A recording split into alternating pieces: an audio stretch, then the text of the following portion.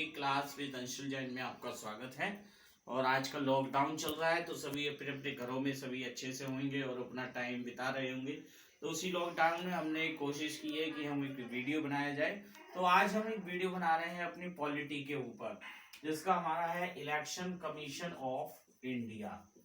हमारा जो टॉपिक रहेगा, ये ज्यादातर हमने देखा है कि ये बड़ा कम नॉलेज होती है इसके बारे में लोगों को। इलेक्शन कमीशन ऑफ इंडिया ये कौन से आर्टिकल से आता है? आर्टिकल हमारा 324 से 329 तक ये हमारे उसमें है।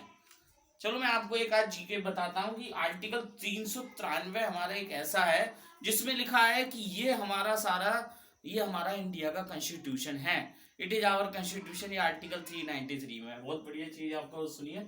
तो आर्टिकल 324 से 329 तक है। अभी पता है किसी को कि हमारे जो चीफ इलेक्शन कमिश्नर हैं वो कौन है? वो हैं अभी हमारे सुनील अरोड़ा।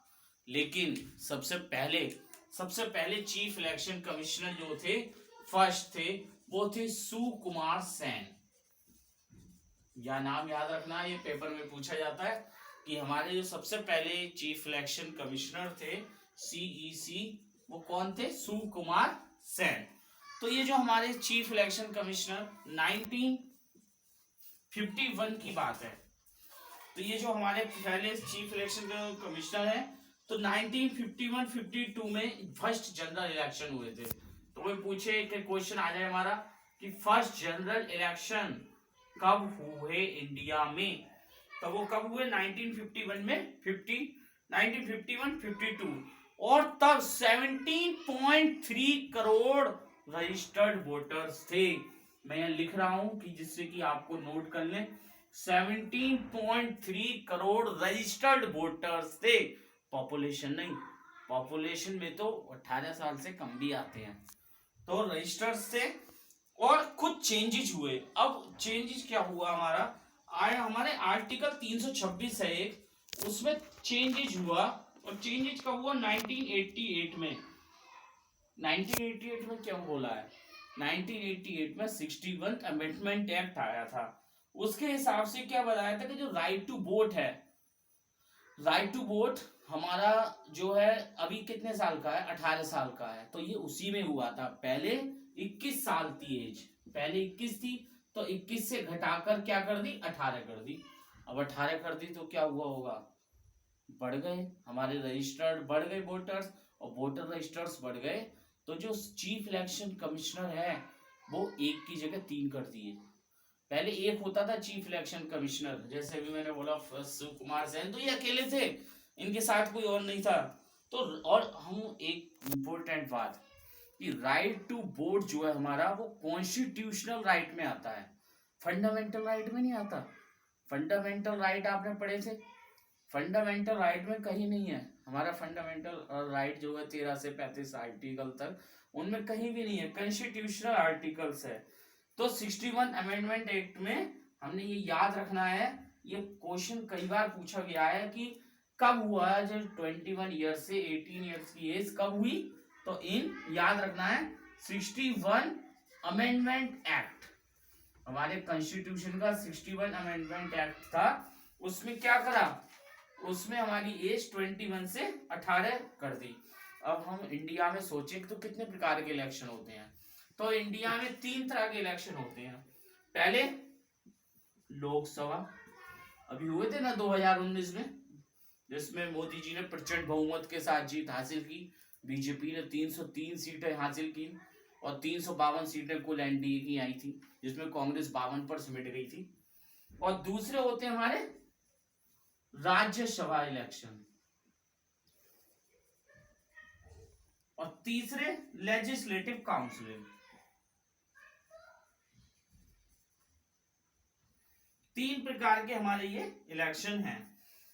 और क्या इलेक्शन, इससे पहले हम एक बार डिस्कस कर लें कि हमारे ऑर्गन्स ऑफ गवर्नमेंट क्या होते हैं, कि ऑर्गन्स के बारे में हम थोड़ी चर्चा कर लें कि ऑर्गन्स और गवर्नमेंट हमने ये पढ़े हैं और ये पेपर में अक्सर पूछा जाता है कि ऑर्गन्स ऑफ क्या है गवर्नमेंट के। जो ऑर्गन्स हैं वो कौन कौन से हैं, वो मैं जरा डिस्कस कर लूं। तो सबसे पहला हमारा ऑर्गन्स कौन सा आता है, सभी को पता है, यहाँ पर सब इंपोर्टेंट इंटेलिजेंट ऑफ लेजिस्लेटर। सबसे पहला क्या है, लेजिस्लेटर। दूसरा एग्जीक्यूटिव, और तीसरा हमारा क्या आ जाता है, ज्यूडिशरी।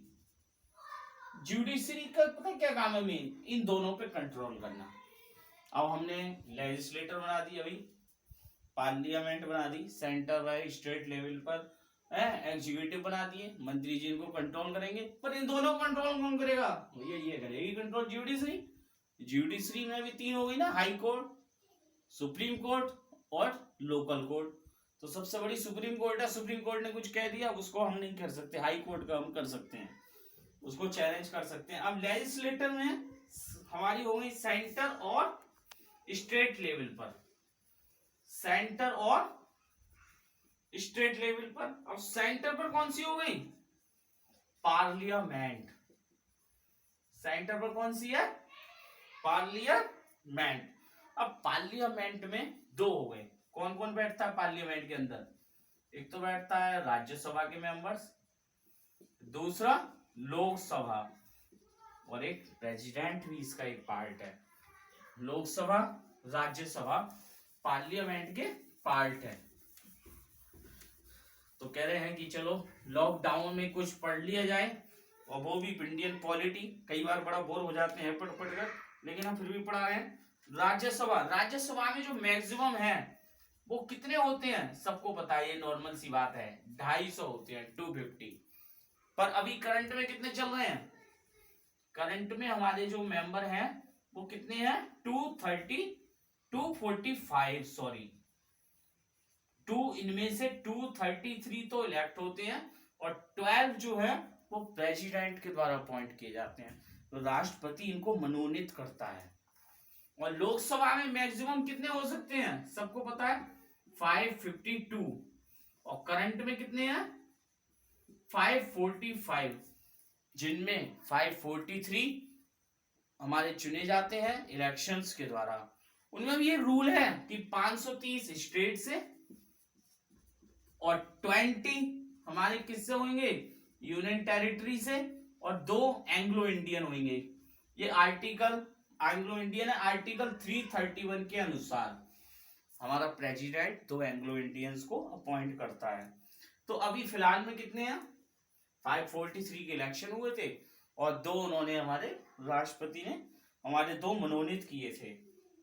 तो अभी हमारे 2019 में हुए थे लोकसभा इलेक्शन, जिसमें लोकसभा इलेक्शन में जो मेजोरिटी होती है जिस गवर्नमेंट की, जैसे 543, तो इसकी मोर देन थोड़ा सा 50% लगभग होता है। जैसे हमारी 272 सीट्स हो गई, 272 सीट जिस पार्टी ने जीती वो पार्टी अपनी सरकार बना लेती है। अब जैसे बीजेपी ने 303 सीटें जीती थी, अब उसकी सरकार हमारे बन गई है। तो इसका ये उल्लेख है इलेक्शन कमीशन ऑफ इंडिया, ये पार्ट को हमारे संविधान का पार्ट 15 पार्ट में हमारे जिक्र किया गया है, जिसमें आर्टिकल 324 से 329, आर्टिकल 324 कहता है there should be an election commission of India, कि हमारे यहाँ पर देश में Indian commission of election India होना चाहिए। अब 4 तरह के हमारे क्या होते हैं, 4 तरह के इलेक्शन है। एक हमारा पार्लियामेंट, दूसरा स्टेट असेंबली, तीसरा प्रेसिडेंट के इलेक्शन, और चौथा वाइस प्रेसिडेंट के इलेक्शन। इसके बारे में भी हमारा अगला वीडियो आएगा कि प्रेसिडेंट के इलेक्शन कैसे होते हैं। तो 4 तरह के ये इलेक्शन होते हैं।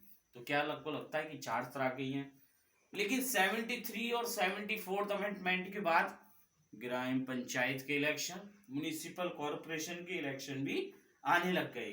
तो अब हमारी 2 इलेक्शन कमीशन हो गए, 2 इलेक्शन कमीशन हो गए। अब मैं उनके बारे में थोड़ा डिस्कस में बताऊंगा। एक हो गया हमारा इलेक्शन कमीशन, और एक हो गया हमारा स्टेट इलेक्शन कमीशन। एक हो गया इलेक्शन कमीशन और एक हो गया हमारा स्टेट इलेक्शन कमीशन। ये दोनों अलग चीज हैं, एक चीज नहीं है। अब ये जो ग्राम पंचायत के इलेक्शन है, अब स्टेट, अब हमने बताया था कि जो ग्राम panchayat municipal state election commission कराता है उनको, और इलेक्शन कमीशन कौन से कराता होगा? पार्लियामेंट के जितने भी हैं, लोकसभा, राज्यसभा और स्टेट असेंबली के, ये हमारा कराता है।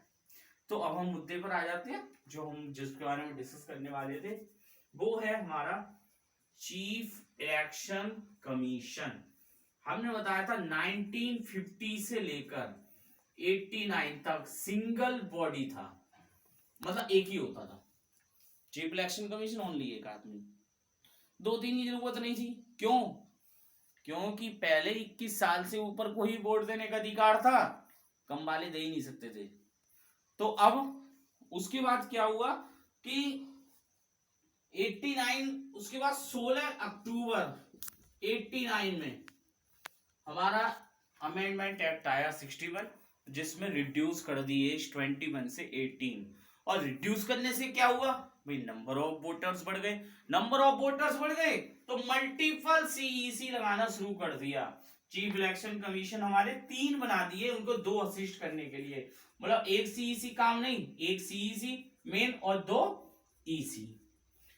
बट कुछ कंडीशन ऐसी हुई कि देखते हुए 93 में फिर रिवर्स कर दिया, 1993 में रिवर्स करके क्या कर दिया, क्या भैया एक ही काम करेगा CEC, only 1 CEC will be work. But उसके बाद हमारा फिर से ही 93 से फिर आज प्रेजेंट तक थोड़े टाइम के लिए ही हुआ, फिर अब तक हमारा क्या काम कर रहा है? 3 वाला काम कर रहा है सीईसी में।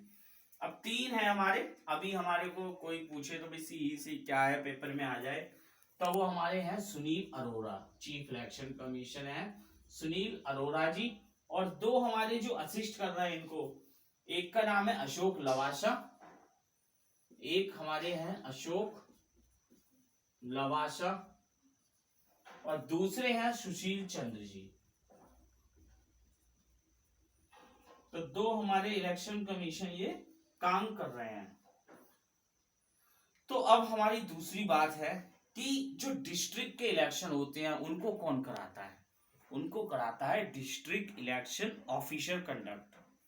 और कह रहे हैं जो स्टेट के होते हैं, स्टेट के जो इलेक्शन होते हैं, विधानसभा के होते हैं, यूटीज के होते हैं, उनको चीफ इलेक्शन कमिश्नर जो है उसकी जिम्मेदारी होती है, वो कराता है।